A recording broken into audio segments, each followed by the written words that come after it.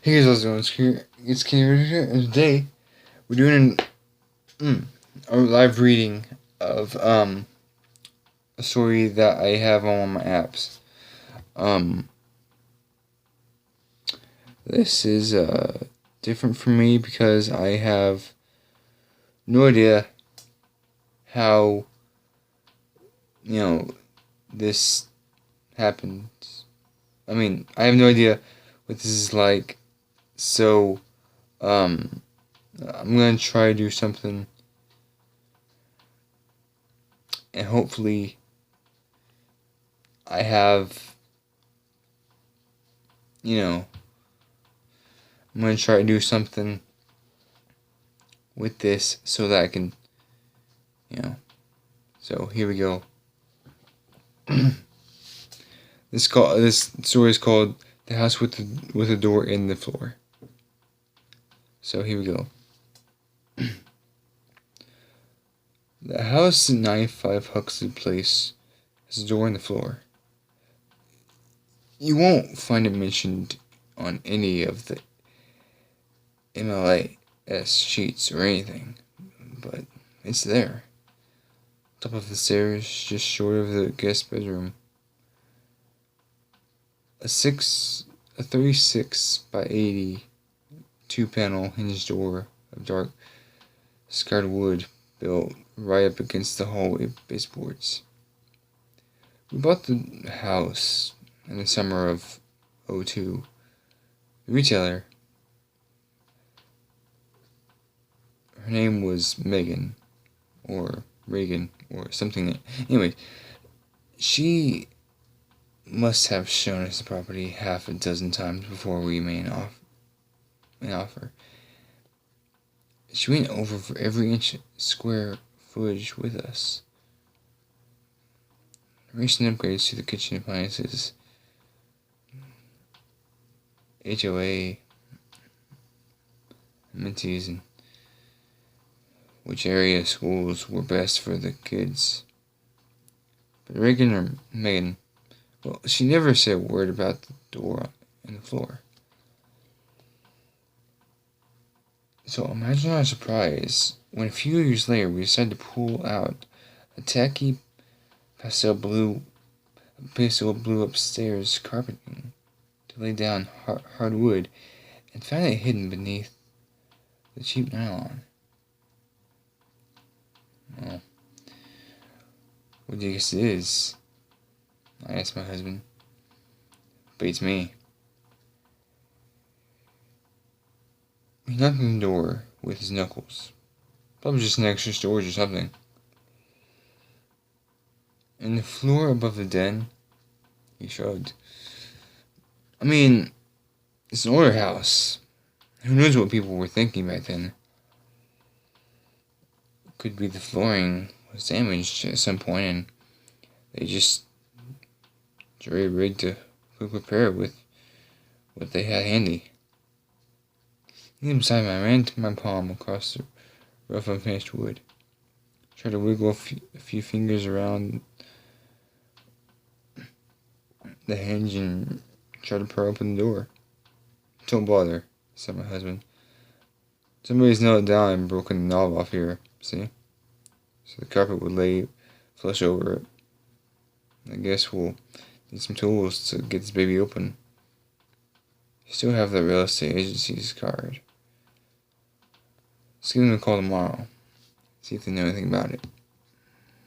The kids were very much intrigued by the newly uncovered addition to the upstairs hall and spent the rest of the night speculating on the value of the trove of fantastical treasures that must be on the other side. I bet it's gold and diamonds, said one. Or stone lithia art, said the other. Don't get your hopes up, I told them as I put them to bed and turn out the light. This was just crawl space. In the morning, I dug out the number for the green real estate. Turns out our old ancient Reagan or Megan had long since moved on. but I explained why I was calling, and eventually transferred to a woman with a raspy smoker's rattle. Thank you for calling Green Real Estate. Shayla Green speaking. Yeah, hi, I said. This is Linda Austin. You guys saw our house at 95 Huxley Place a few years ago. Where? Oh, okay, yes. You adorable American craftsman, right? Surely you guys aren't looking to move already, she asked with a chuckle. No, not at all. We love the house. We're in the middle of remodeling right now, actually. How lovely, said Shayla Green. Nothing like giving a home a fresh facelift. Yeah, in fact, that's what I'm calling. See, we're getting rid of the carpet and we found something underneath. There's a long stretch of snowy silence over the line. Are you there? I asked uncertainly. You found the door then, she said at last in an intense voice. Yeah, we did. You knew something about it before? You haven't opened it, have you? She demanded. No, I said for God's sake, don't. Cover it back up and just forget, okay? Forget what? What is it? It's a bad door. Shayla Green lowered her voice to a near-panicked whisper. Look, I can't tell you any more than that. Just please remember what I said. Don't open it, and don't call here again. She hung up without another word. The knocking started the day after the phone call. A persistent and rhythmic kind of thunk, thunk, thunk.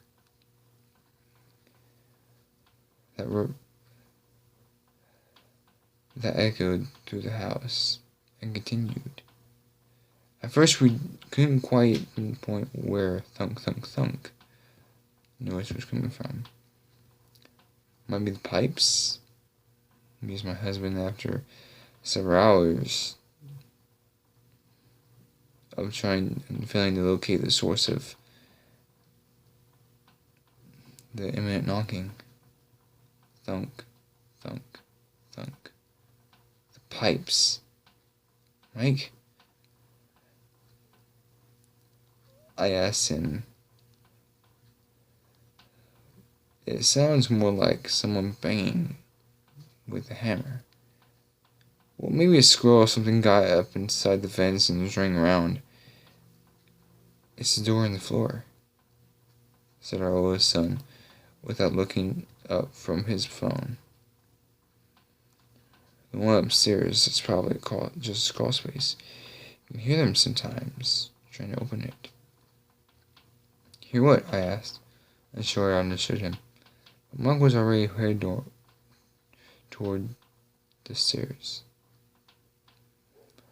taking them two at a time. As he climbed, so I followed. Knocking cut off abruptly. Thunk, thunk. As we reached the second floor landing, filling the house with a natural, heavy kind of stillness. Whoa. I'll be danged, said Mike, prying the door frame with the toe of his shoe. It is coming from down there. You think there's something under there, like a raccoon? I don't know. But we're gonna open her up and see. Mike jumped off down the stairs and vanished into the kitchen. Along upstairs, I got down on my belly, parallel with the floor, and pressed my ear flat against the only opening in the wood, the keyhole. Maybe I expected to hear a squeak or scuttle of any tiny vermin under the floor.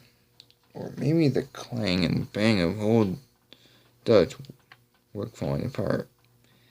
Instead, I was strained to hear movement on the other side. I gradually became aware of what sounded like very faint words. Open it, open it, open it, open it. The voice, if you could call it that, was soft and pale like October leaves scuttling across the parking lot. Open it, open it, open it, open it. Over and faster, like someone with their lips hovering again just beside the earlobe. I could almost feel a ghost of breath against my cheek. When Mike reappeared with his battered yellow toolbox, I jumped up from the floor as if burned. Mike, I don't know, but I think there's someone down there. Mike was busy sorting through his jumble of nails and screws and saw blades. Under the floor, I hissed. I heard someone talking, and the realtor, she said, babe, there can't be more than a foot of space under here. Probably less. He'd found a mini pry bar somewhere and was struggling to ease it between the hinge and the door. Besides, if someone or some critter is stuck somewhere, we gotta get it out before it dies and starts to take up the place. He moved methodically around the floor with an occasional straining grunt as he worked the pry bar up and down. Maybe we shouldn't, I started to say, but more words died on my lips as, with the final pressing streak of wood and nails, the door ripped free. I tossed the pry bar aside triumphantly and used his left shoulder to leverage the door up, and it swung open with a clatter and rush of cold air. From where I stood, near the foot of the door, I could see only darkness inside. Alright, easy peasy, Mike said, reaching for a small mag light and toolbox. Now let's see what's making all that racket. Leaning forward in anticipation of something that wasn't there. We were looking for rusty pipes, floor joists, and insulation. That kind of thing. Only, well, those things were gone. Gone as if they'd never been installed. The door and the floor opened with an impenetrable, inky black void into nothingness. I don't understand, said Mike. The beam of maglite played weakly over where the sheetrock and mazzatoni of our first floor ceiling should have been. What is this? Where are the supports? It looks like an opening of a cave or something, I guessed. Mike stuck his hand through the opening and felt carefully around the length and breadth and wood of the door frame. He leaned further and further still, first his elbow, then his shoulder disappeared below the floor. Cave at the bottom, he said, eyes wide. I should be halfway in the den, and I can't feel the frickin' bottom. Mike, stop. You're going to fall, I hissed, tugging anxiously at the back of his shirt. But he swallowed my hands away. Let me look, he insisted. Hand me the screwdriver. We have to see how deep this thing's going. Dutiful, I retrieved one for him, and watched as he held it over the mouth of the hole and let go. Philip's head was immediately swallowed by darkness. Did you hear that? He asked after turning of silence. I heard it hit the bottom. I didn't hear anything. Please, man, let's close the door. Go downstairs and call the cops or something. Mike ignored me, muttering something about the impossibility of it while dropping another handful of nuts and bolts into the floor. There's definitely something down there. You can hear it. There shouldn't be anything there, I argued. This thing isn't safe. Close it up. It isn't right. All the more reason we should see how deep it is, said Mike without taking his eyes off the abyss. You can't hear that. I wanted to involve the government or something, but Mike was persistent that no one knew about this. At least, not until he had a chance to examine it himself. First, after all, we don't know what we've got here, he reasoned. I mean, this could be the biggest discovery in the history of ever. And I'd be danged if I let some pencil-neck FBI man get credit for it. It's my house, after all. So for 2 days, I stayed downstairs with the boys while Mike went about his experiments with the floor. He dropped countless flares and flashlights through the hole. He brought the longest measuring tape Home Depot had. Its wood out to its end. He knocked a hole in the den ceiling directly below the floor, and was disappointed to find just ceiling fan wires and dust. And most disconcertingly, he spent hours on all fours in front of it and just staring into the depths.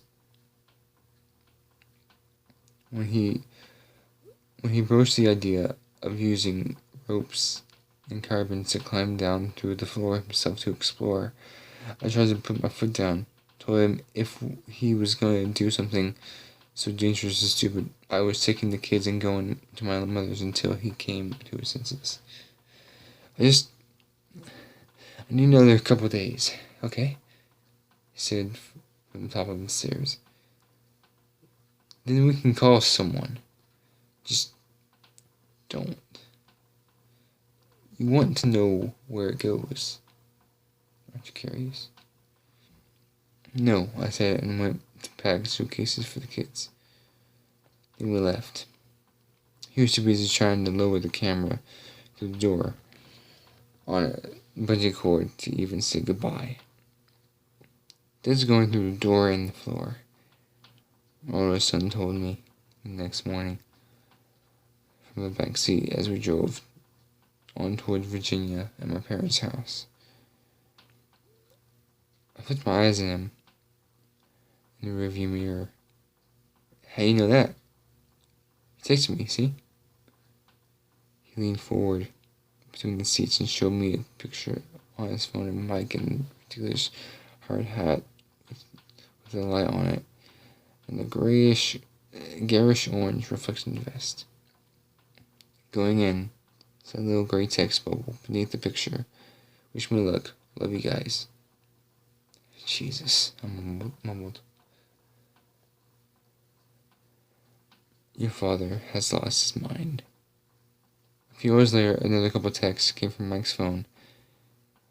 It's real cold in here, one said.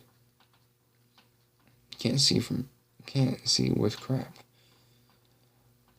3 hours and still no bottom, said another. Made it, said the third, all around 5 p.m. Land ho. Oh, geez, this is amazing, guys. There's floor and walls here. He included a photo, but there wasn't much to see. wish pics were better. It's huge in here. We're gonna be famous. I tried texting Mike from my phone several times, but all the messages bounced back as undeliverable. I figured he must be too deep underground to get a signal. All I could do was wait and worry. I was dozing from sleep that night in our parents' room, spare bedroom, by the rumble of my phone vibrating on the nightstand. Incoming call. Mike.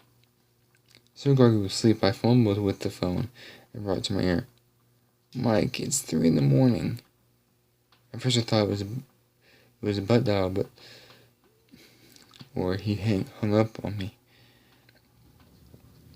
That's all I could hear on the other end of silence, and then faintly, I became aware of breathing on the other side. Mike, answer me. Are you okay? Where are you? Lynn, you hear me? Mike's voice was muffled and broken. I could barely hear you, I said, my fingers tightening around the phone. Listen. Need to list. Don't. Back to. Don't. The door. Mike, speak up. Are you hurt? Please tell me you're not still down there. A burst of static stung my eardrum. Lost. Down. Can't find the. Don't bring home. Hearing me. Close the. There's something else. With me. Can't see. I love. He was gone. I spent the rest of my night in a panic, dialing and redialing his number to no avail. As it rang, unanswered. Somewhere around dawn, it started sending me straight to voicemail. In the morning, I told my parents I wanted to fly home and check on him. But they overruled me, suggesting I call the police and let them do a wordful check. It was during a statement in Officer Boyle that my phone lit up with a text from Mike. Hey, I miss you guys and the kids. I'm sorry, I think you're right. We should seal up the door and contact the authorities. Please come home. So the next day we packed up and made the 7-hour drive back to the house at 65 Huxley Place. Mike was there waiting in the front hall with a big smile and welcoming hugs. I pressed him about what had happened on the other side of the door and the floor. But he shrugged me off. So we talk about it later. And if his mannerisms seemed off, or his smile seemed tight and too big for his face, I chalked it up to whatever stress he'd endured. What about the door on the floor? I want to know. Oh, don't worry. I'll call someone in the morning, he said, smiling. That too big smile that twisted his cheeks and didn't touch his eyes. Are you okay, Mike? Honestly? Don't worry, I'm fine. I'll see the doctor in the morning. That night I fell asleep, smoothing up against him, trying not to think about why his body felt different beneath the thin cotton of his t-shirt. In the morning I thought, we'll deal with it in the morning. I woke in the dark with a start. I didn't know what time it was, but everything simply sent me out of slumber in the still of the sleeping house. All I knew was that the bed beside me was empty and cold. The sheets were covered and covers all twisted up. Mike? I called softly, sitting up and swinging my legs to the floor. No answer. He moved slowly through the bedroom, towards the hall. I called again. Still nothing. And I saw it, dimly lit by the glow of the boys' bathroom nightlight. The door to the floor stood wide open. I didn't have to close the 10 feet between me and the door to know that Mike had gone back. I didn't have to check the boys' room to know that they were gone from their beds into that dark, grinning maw. I knelt numbly there beside the door and felt a cold upward rush from below the floor that beckoned me. And in the pocket of my flannel PJs, found my phone dinged. A message from Mike. Me and the kids miss you. Please, come home.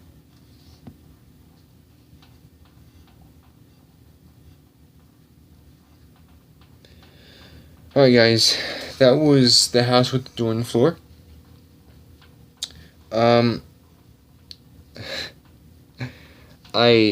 Wow.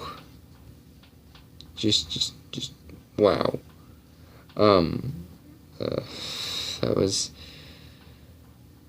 That was pretty good. Jeez.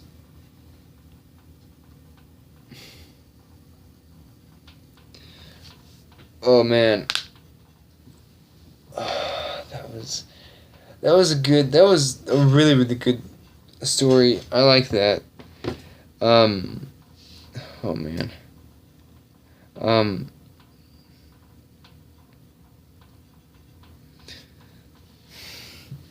Wow.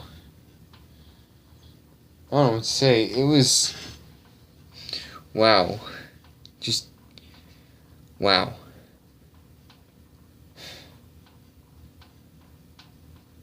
I didn't expect the way it was. I'm actually proud of the voice I used, like a raspy kind of like low voice, but I think it turned out pretty good. I mean, it was pretty good. I liked it. If you didn't know, a girl wrote this because of reasons, I'm not sure, but like, oh man, it was a good story. I couldn't stop myself from reading it because, like, I want to know what it was. And yeah, okay, so basically, like, that story was like, I mean, it had a lot of misspellings in it. Like, there was like, I replaced some of the words because either I couldn't read them or like they were misspelled.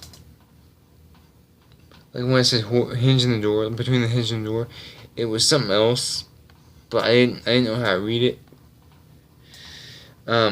So, yeah, that's all it was. Honestly, it wasn't the best story I've read, but it was kind of like suspenseful and dramatic and stuff. I didn't know what to think of it. I was like, well, what is this, supposed to be? And as I got deeper into the story, I thought about it like going, okay, this is what's gonna happen. This is what's gonna happen next. And I was just like going over stuff in my head because I didn't know what it was like. I didn't know what it was about. I didn't know anything about it. And I was like, oh, okay. So when I was reading that, I was like going through my head a lot of stuff. That's where you hear a little bit of pauses. I was like, okay, this is gonna happen. This is gonna happen. I'm ready for this. I'm gonna read the way it's supposed to. And I didn't know what the heck it was. Like, I didn't know what was going on. I was just like, what is this? And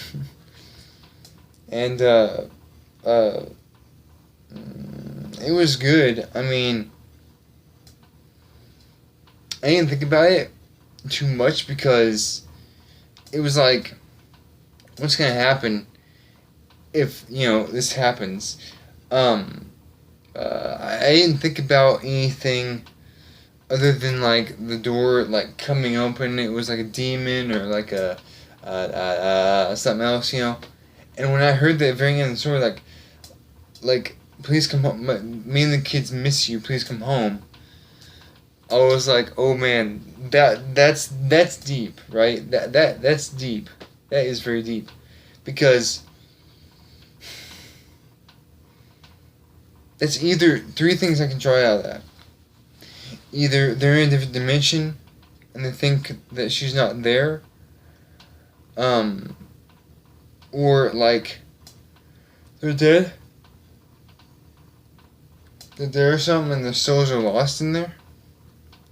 Or three, like, they're in different like world or something.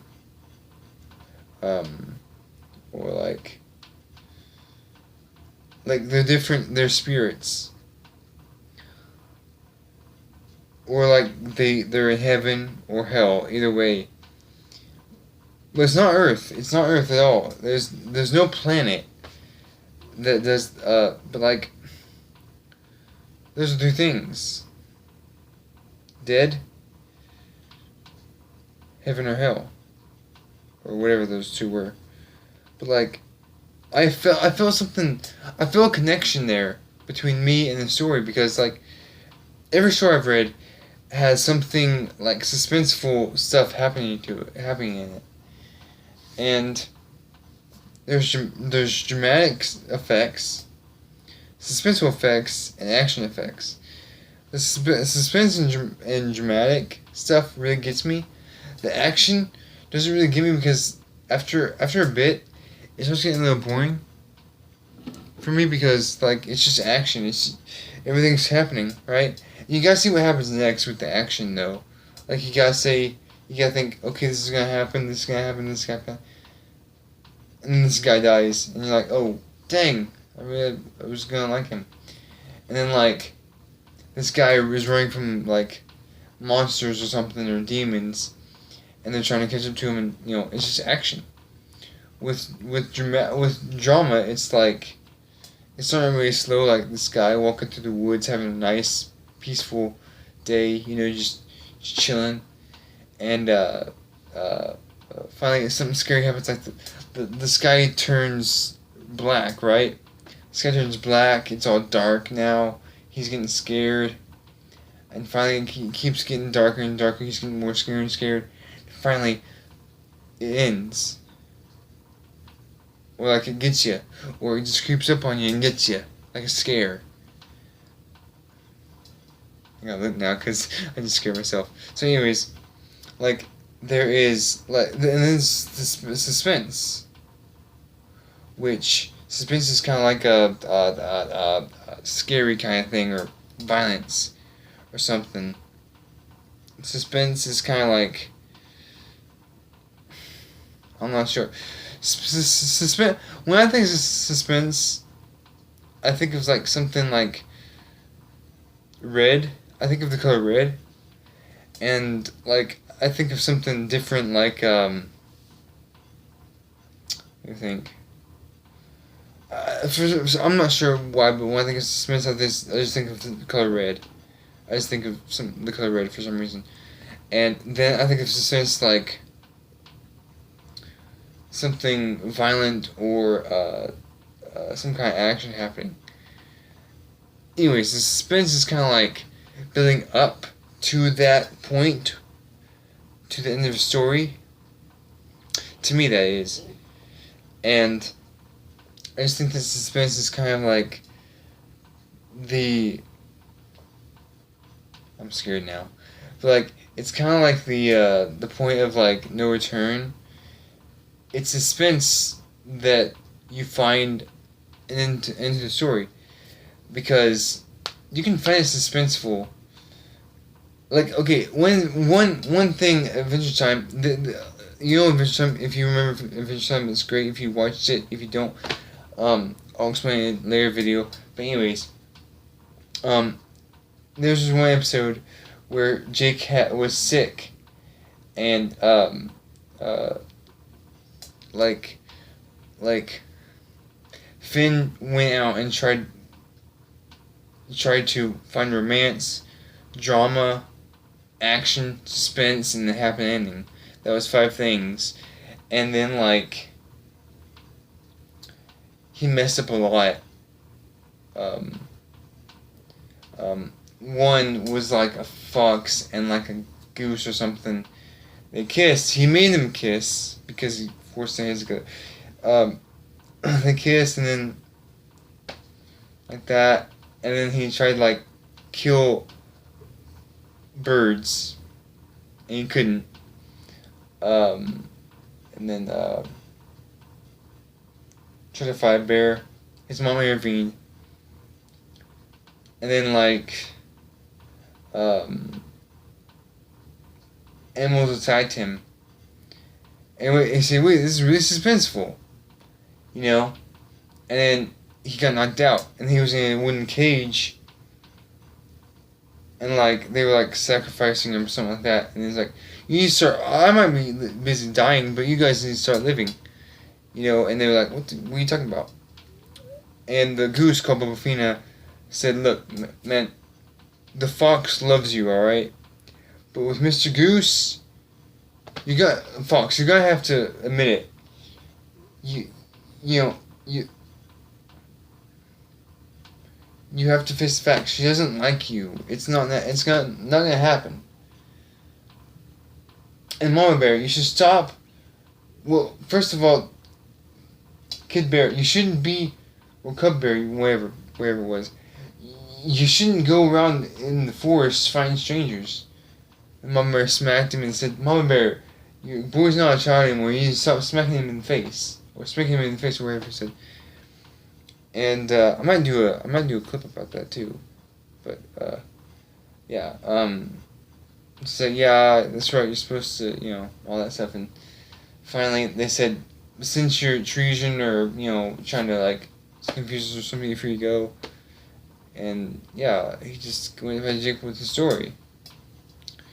And yeah, I mean, suspense is kind of like the violent part, or like really scary kind of part. That's what I'm like. That's what I like. I like dramatic and like all that stuff. It's fun. It's fun to think of it. Yeah, stories. There's a lot of stuff you can learn from stories that I tell that I find on these apps, on the website and all that. What else was I supposed to say?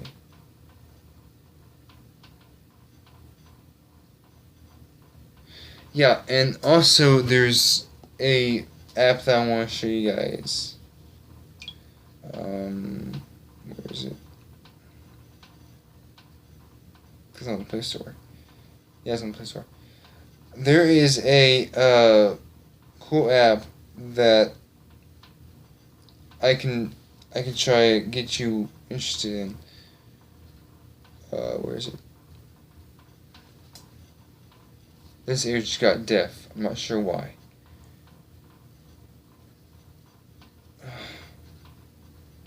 I'm deaf in this ear now for some reason. Hopefully it'll stop. Okay,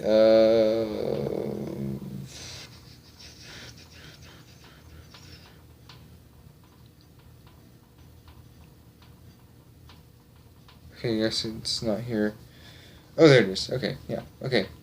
So this is a app called Scary Stories. I'm going to install it because I like it. Now, this is what it looks like. That's the icon, and it says Scary Stories. So I'm installed. Okay, open. And you're gonna see this when you first open it up. That was an ad, don't worry about it. It's gonna ask you what language you want. English, Russian, Dutch, Spanish, French, Italian, Japanese, Korean, Czech. I'm just gonna choose English because I like it, Okay, and there's the stories here. That's what you see when you open it. Okay, so I'm gonna go to okay. I'm gonna go to Ghost Stories because I like ghost stories. So, Ghost Story is the first thing you're gonna see. I might update a little later, but it's called I Love the Vampire Part 7. Like I said, it's gonna be different. There's also real stories on here. Like one's a man in the back of the theater. It was the middle of April. Me, my girlfriend, and my little brother. You know, all that stuff. It's great. There's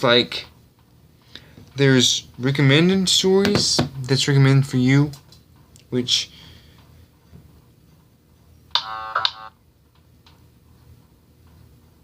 yeah, okay, so it's gonna recommend just random stories. Ghost stories, appearance of the dead, legends, scary poems, haunted houses, soldier folk, real stories, monsters, zombies, nightmares, wolves, deadly files, and democracy. There's a lot of stuff on here that I haven't explored yet, but like there's a lot of stuff that I can do. There's also like my profile stories, story of the month, write a story, authors, moderators, our apps, settings, about. There's a lot of stuff on here.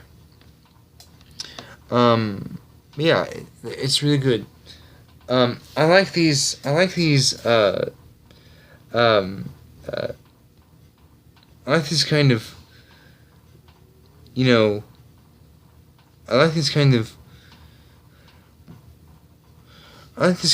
stories because either way. There's also a story called by Strawberry. It's don't look in her eyes, because it's okay. It's a really good story. Honestly, it's about this girl.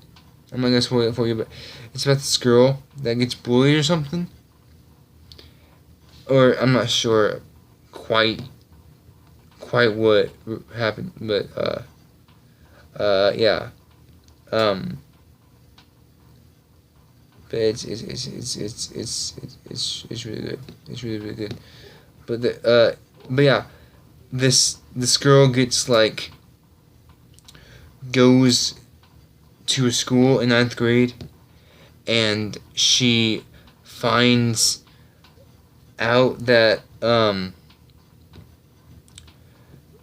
there is there's a girl, a legend about a girl that got bullied or something and going to get revenge on what happened.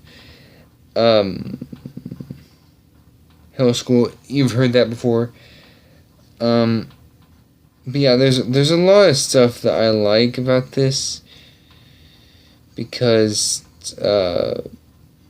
it's just great. It's a bit different than you would expect from, you know, I just think it's a good app to have if you want to start your own story channel or something. Oh, the Beauty Queen. This one was great. I loved it. Okay, I'm gonna favorite that one. I'm going to read it to you later in a different video, but that was one of the best stories I have ever read. I might do a live video on that one. The Ghost House. Yeah, I never read that one, but there's a lot of stuff that you might actually want to read. There's a lot of stuff that you want to read. But yeah, anyways, guys, I should probably get off because, but yeah, some of these are really, really good, and some of these are really, really,